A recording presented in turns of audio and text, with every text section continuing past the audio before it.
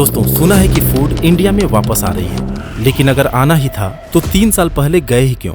ये वही फोर्ड है जिसने मूविंग असेंबली लाइन की शुरुआत करके गाड़ियों की कीमत को जमीन पर ला दिया था। अमेरिका का दुनिया पर राज करना भी इतना आसान नहीं होता अगर पीछे फोर्ड का सपोर्ट ना होता।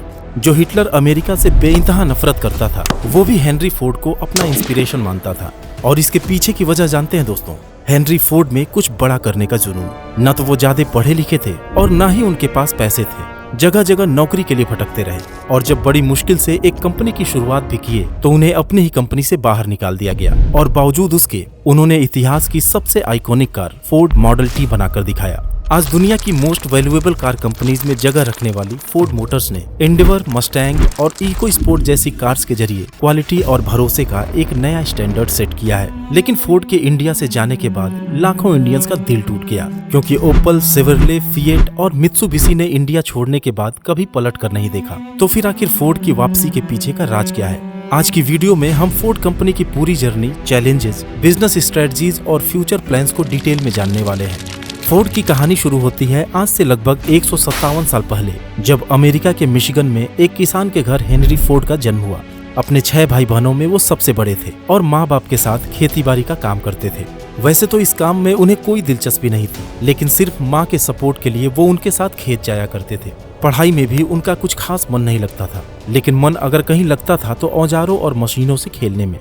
एक बार जब 12 साल की उम्र में उनके पिता ने एक घड़ी गिफ्ट की, तो उसके फंक्शन को समझने के लिए हेनरी ने कई बार उस घड़ी को खोलकर उसे फिर से असेंबल किया, जिसके बाद वह किसी भी घड़ी को आसानी से रिपेयर कर लेते थे। लेकिन फिर एक ऐसा इंसिडेंट हुआ जिसने उनकी जिंदगी को एक डायरेक्शन देना शुरू किया। हुआ यूं कि स्कूल की एक ट्रिप के दौरान रास्ते में उन्हें पहली बार स्टीम इंजन वाला ट्रेन दिखा और वो ट्रेन हर पल उनके दिमाग में घूमने लगा। उनकी उम्र लगभग 15 साल की थी और उसी दौरान बीमारी की वजह से अचानक उनके माँ की डेथ हो गई। अब खेत में उन्हें अकेलापन महसूस होने लगा, क्योंकि अपने पिता से वह ज्यादा क्लोज नहीं थे और दूसरी तरफ बड़ा बेटा होने के नाते उनके ऊपर जिम्मेदारियां भी बढ़ने लगी। लेकिन हेनरी ने फैसला किया कि उन्हें ऐसी जिंदगी नहीं जीनी और घर छोड़कर वो अपने गांव से 8 मील दूर डेट्रॉइट टाउन चले गए। दरअसल डेट्रॉइट स्टीम इंजन की वजह से एक इंडस्ट्रियल हब बनता जा रहा था, इसलिए हेनरी को भी आसानी से मैकेनिक की नौकरी मिल गई। कई अलग अलग स्टीम इंजन पर काम करते हुए हेनरी उनकी बारीकियों को सीखते रहे। लेकिन उसी दौरान 1889 में जब पहली बार निकोलस ओटो के 4 स्ट्रोक गैस इंजन को करीब से देखे तो हैरान रह गए, क्योंकि वो साइज में छोटा होने के साथ ही जल्दी स्टार्ट भी होता था और स्टीम इंजन से कहीं ज्यादा एफिशिएंट था। जहां स्टीम इंजन आधा घंटा स्टार्ट होने में ही ले लेता था, वहीं गैस इंजन स्पार्क प्लग की वजह से फौरन स्टार्ट हो जाता था। हेनरी समझ गए कि यह इंजन एक रिवॉल्यूशन लाने वाला है, लेकिन प्रॉब्लम ये थी कि हेनरी को स्पार्क प्लग या इलेक्ट्रिसिटी का कोई आइडिया ही नहीं था। वो सीधे थॉमस एडिसन की एडिसन एल्यूमिनेटिंग कंपनी गए और नौकरी के लिए अप्लाई कर दिए। दरअसल वो कंपनी स्टीम इंजन के जरिए डेट्रॉइट सिटी को पावर सप्लाई करती थी। हेनरी के टैलेंट को देखते हुए उन्हें फौरन बतौर इंजीनियर काम पर रख लिया गया और 1893 में वो प्रमोट होकर चीफ इंजीनियर बन गए। अब हेनरी के पास पैसा भी था और टाइम भी।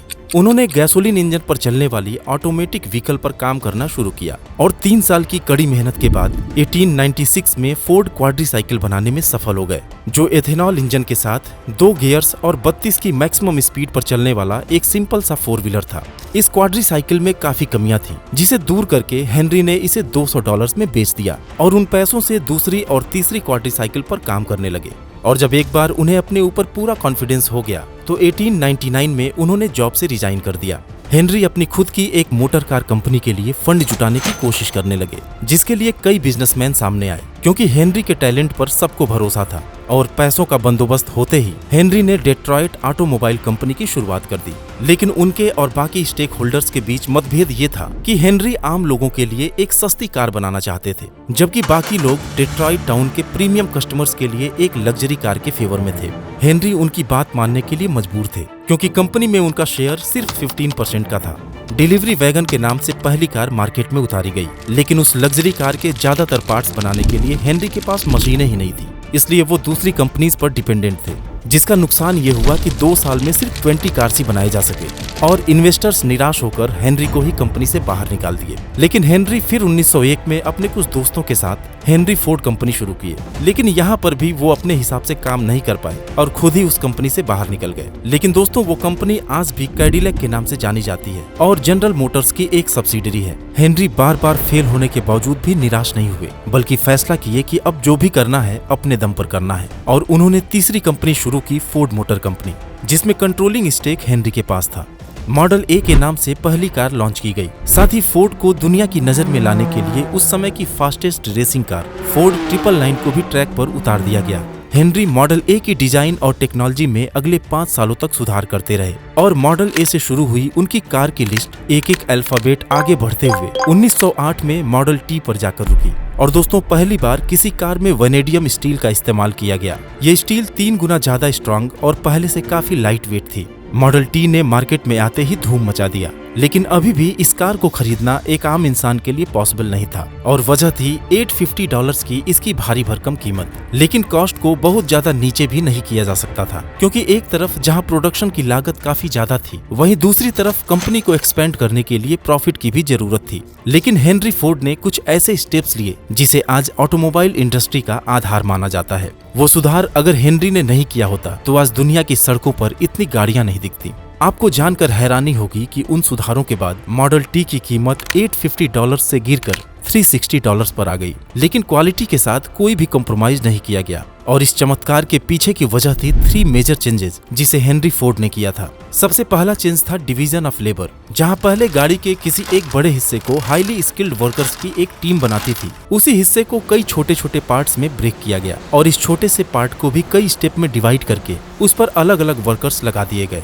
अब इससे फायदा ये हुआ कि हर वर्कर को बिना मूव किए बार बार एक छोटे से काम को ही करना था, जिससे उस काम में वो परफेक्ट होते चले गए और हाईली स्किल्ड लेबर के बिना भी प्रोडक्शन सैकड़ों गुना बढ़ गई। अब गाड़ी के सारे पार्ट्स तैयार करने के बाद उसे असेंबल करने के लिए एक कॉमन प्लेटफॉर्म पर लाना पड़ता था और यही हेनरी ने दूसरा मेजर चेंज किया, जब एक मीट प्रोसेसिंग यूनिट से इंस्पायर्ड होकर उन्होंने मूविंग असेंबली लाइन की शुरुआत की, जिसमें गाड़ी का एक पार्ट असेंबल होने के बाद वो खुद ही दूसरे प्लेटफॉर्म पर चली जाती है। यह एक रिवॉल्यूशनरी स्टेप था जिसे आज भी दुनिया की सारी बड़ी कंपनीज इस्तेमाल करती हैं। इसके अलावा हेनरी का तीसरा मेजर चेंज काफी सरप्राइजिंग था, क्योंकि जहां बाकी ऑटोमेकर अपने वर्कर्स को $2.5 पर डे सैलरी देते थे, वहीं हेनरी ने $5 पर डे सैलरी के साथ ही 5 days working in a week कर दी, यानी कि काम भी हफ्ते में सिर्फ 5 दिन करो और सैलरी भी डबल ले जाओ। इसका असर ये हुआ कि फोर्ड फैक्ट्री के सामने जॉब पाने के लिए लाइन लगने लगी। इन सुधारों ने जहां वर्कर्स के लोड को कम किया, वहीं उनकी प्रोडक्टिविटी में इतना इजाफा हुआ कि मॉडल टी का प्रोडक्शन कॉस्ट 50% तक कम हो गया, जिसकी वजह से 1917 में इसका दाम $360 कर दिया गया। इसकी सेल इतनी तेजी से आगे बढ़ी कि एक समय दुनिया की सड़कों पर दिखने वाली 50% कार्स मॉडल टी हुआ करती थी और देखते ही देखते फोर्ड मोटर अमेरिका की सबसे बड़ी कार कंपनी बन गई। और दोस्तों, आप भी अगर किसी कंपनी के स्टेक में निवेश करना चाहते हैं तो जरूरत होगी एक डीमैट अकाउंट की, जो आमतौर पर हम ऐसे ब्रोकर के साथ ओपन करना पसंद करेंगे जहां पर अकाउंट ओपनिंग बिल्कुल फ्री होता है। बट इस केस में हम अपने इन्वेस्टमेंट या फिर ट्रेड्स पर बहुत सारा ब्रोकरेज पे कर रहे होंगे। लेकिन अगर हम M stock by Mirae Asset के साथ अपना डीमैट अकाउंट ओपन करते हैं तो delivery, intraday, future and option, mutual funds और आईपीओ जैसे सभी सेगमेंट के अंदर जीरो ब्रोकरेज का फायदा उठा सकते हैं। और इस zero brokerage for life across all products का फायदा मिलता है सिर्फ 999 के प्लान में। और इसके अलावा एडिशनल 999 का पेमेंट करके आप लाइफ टाइम एएमसी चार्जेस से भी छुटकारा पा सकते हैं। एम स्टॉक के साथ आपको one of the lowest daily interest rate यानी सिर्फ 6.99% पर मार्जिन ट्रेडिंग फैसिलिटी भी मिलती है। साथ ही 1 click order execution, 1 click order placement और वॉइस सर्च से अपने फेवरेट स्टॉक को खोजने जैसे कई और बेहतरीन फीचर्स तो यहाँ आपको मिल ही जाते हैं। मिराई एसेट 25 ईयर्स ओल्ड एक फाइनेंस कंपनी है जो 16 कंट्रीज में अपनी बेहतरीन सर्विसेज के लिए जानी जाती है और एम स्टॉक पर 40 करोड़ से भी ज्यादा ट्रेड्स, 1100 करोड़ का एमटीएफ बुक और 8.5 लाख से ज्यादा यूजर्स इसके रिलायबिलिटी को दिखाते हैं। तो फिर देर किस बात की, एम स्टॉक के साथ अभी अपना डीमैट अकाउंट ओपन करिए और अपने ट्रेडिंग एंड इन्वेस्टमेंट जर्नी की शुरुआत करिए। अधिक जानकारी आपको डिस्क्रिप्शन में दिए लिंक से मिल जाएगा। चलिए कहानी पर वापस लौटते हैं। साल 1910 बढ़ती डिमांड को पूरा करने के लिए फोर्ड ने मिशिगन के हाईलैंड पार्क में सेकेंड प्लांट लगाकर 3 लाख से भी ज्यादा कार्स का प्रोडक्शन करना शुरू कर दिया, जो अमेरिका में बाकी ब्रांड्स के कुल प्रोडक्शन से भी ज्यादा था। फिर साल आया 1918, जब हेनरी ने अपने 26 साल के बेटे एड्सल फोर्ड को कंपनी का प्रेसिडेंट बना दिया, लेकिन कंट्रोल अभी भी अपने हाथ में ही रखा। फोर्ड की सक्सेस को देखकर शेवरले जैसे कार मेकर्स अधिक एडवांस्ड और लग्जरियस कार मार्केट में लॉन्च करने लगे, जो कहीं न कहीं फोर्ड के मार्केट शेयर को ही खा रहा था। और इस बारे में फोर्ड एग्जीक्यूटिव्स और खुद एड्सल फोर्ड ने कई बार हेनरी को आगाह किया, लेकिन वो तो मॉडल टी के नशे से बाहर निकलने को तैयार ही नहीं थे। लेकिन उनकी आंख तब खुली जब फोर्ड की सेल इतनी गिर गई कि मॉडल टी की असेंबली लाइन को ही बंद करना पड़ा। साल था 1920। हेनरी ने मार्केट को रिव्यू करने के बाद एक नए मॉडल पर काम करना शुरू किया और इसके साथ ही मिशिगन के रॉक रिवर में हाईलैंड पार्क से भी बड़े एक प्रोडक्शन यूनिट की नींव रखी, ताकि एक ही जगह टायर और ग्लास से लेकर गाड़ी के सारे पार्ट्स का प्रोडक्शन खुद किया जा सके। साथ ही दुनिया के अलग अलग 20 देशों में भी असेंबली प्लांट्स इस्टेब्लिश किए गए। और फिर सारी तैयारियों के बाद साल 1927 में फिर से मॉडल ए के नाम से ही एक नई कार लॉन्च की गई, लेकिन वो कार मॉडल टी की जगह नहीं ले पाई और धीरे धीरे फोर्ड की पकड़ अमेरिकन मार्केट में कमजोर होती चली गई। खैर, कंपनी अपने खोए हुए रुतबे को फिर से हासिल करने के लिए भरपूर कोशिश करती रही। 1932 में वो V8 इंजन को भी मार्केट में लेकर आए, लेकिन उनकी बादशाहत कायम नहीं हो सकी और 1936 आते आते क्रिसलर कारपोरेशन और जनरल मोटर्स के बाद फोर्ड अमेरिका में तीसरी पोजीशन पर आ गया। दोस्तों, फोर्ड की हिस्ट्री में ऐसा कई बार हुआ कि वो कुछ बड़ा करने के चक्कर में बहुत बुरा कर बैठे। फिर दौर शुरू हुआ वर्ल्ड वार 2 का, जब फोर्ड ने अपना फोकस सिविलियन कार से हटाकर यूएस गवर्नमेंट के टैंक्स, प्लेन्स और मिलिट्री व्हीकल्स की तरफ कर दिया। लेकिन उसी दौरान 1943 में हेनरी को एक झटका तब लगा जब उनके बेटे एड्सल फोर्ड की कैंसर से डेथ हो गई। 80 साल की उम्र में भी हेनरी ने 2 साल तक कंपनी को चलाया और फिर अपने ग्रैंडसन हेनरी सेकेंड को फोर्ड की कमान सौंप दी। फिर साल 1947 में हेनरी फोर्ड की डेथ के बाद उनकी फैमिली के ही लोग अगले 30 साल तक कंपनी को चलाते रहे। फिर साल आया 1979, जब पहली बार हेनरी परिवार से बाहर का एक शख्स फिलिप कार्डवेल्ड फोर्ड के सीईओ बनाए गए। और आगे 1980 से 2000 के बीच का जो दौर था, उसमें फोर्ड ने जैगुआर, एस्टन मार्टिन,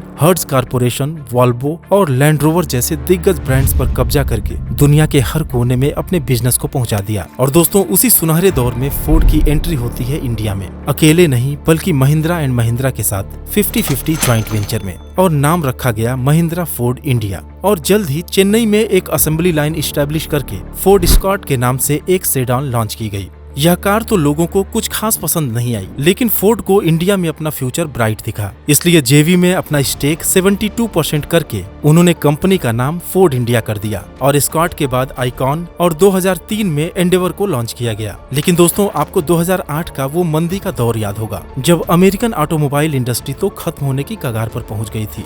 फोर्ड के सारे बड़े एक्विजिशंस फ्लॉप होने लगे और उन्हें एक एक करके बेचने पर मजबूर होना पड़ा। Aston Martin, Volvo, Jaguar, land rover Ford के हाथ से सब निकल गए और इसी मुश्किल घड़ी में महिंद्रा भी जेवी से अलग होकर रेनो के साथ हाथ मिला लिया और लोगन को मार्केट में उतार दिया। खैर, इन सभी परेशानियों से उबरने के बाद फोर्ड ने Figo, Eco Sport, Aspire, Endeavour और मस्टैंग जैसी कार्स के जरिए इंडियन मार्केट में अपनी जगह बनाने की कोशिश करने लगा।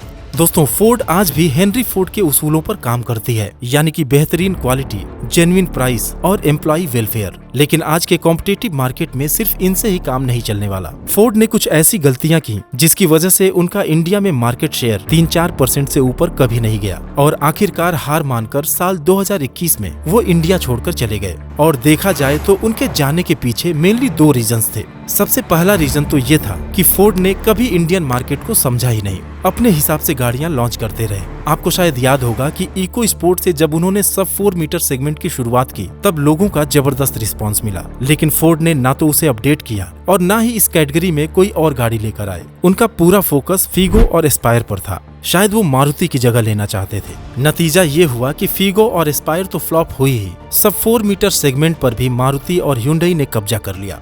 और इंडिया छोड़ने के दूसरे रीजन की अगर बात करें तो वो थी फिजूल खर्ची।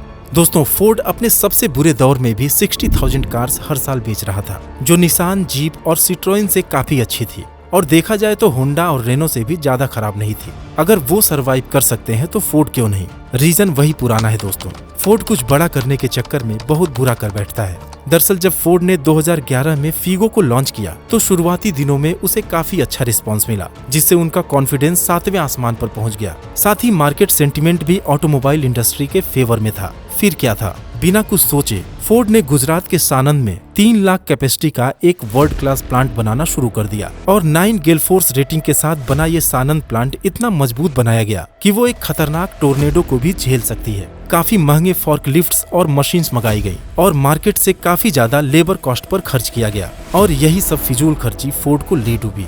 फायदा तो दूर, सानंद प्लांट का ऑपरेटिंग कॉस्ट निकालना मुश्किल हो गया और फोर्ड $2 बिलियन के लॉस में चली गई। इसलिए फोर्ड ने इंडिया छोड़ते ही सबसे पहले इस प्लांट को टाटा के हाथों 725 करोड़ में बेच दिया। रही बात उनके चेन्नई प्लांट की, तो कई कंपनीज ने इसे खरीदने के लिए फोर्ड से अप्रोच किया, लेकिन फोर्ड ने साफ मना कर दिया क्योंकि इंडिया से अभी भी उनकी उम्मीदें जुड़ी हुई थीं और अगर वो इंडिया में फिर से वापस आते हैं तो उसकी सबसे बड़ी वजह होगी अमेरिका और पूरी दुनिया में फोर्ड के इलेक्ट्रिक व्हीकल्स की सेल्स में तेज गिरावट आना, जबकि इंडिया का ईवी मार्केट तेजी से ग्रो कर रहा है। और दूसरा रीजन है सानंद प्लांट से फोर्ड को छुटकारा मिलना, क्योंकि चेन्नई प्लांट इंडिया की जरूरतों को पूरा करने के लिए सफिशिएंट है। और अगर तीसरे रीजन की बात करें तो वो है फोर्ड की इंडिया में ब्रांड वैल्यू। शायद फोर्ड को जाने के बाद ये एहसास हुआ कि हम इंडियंस उनको बहुत पसंद करते हैं।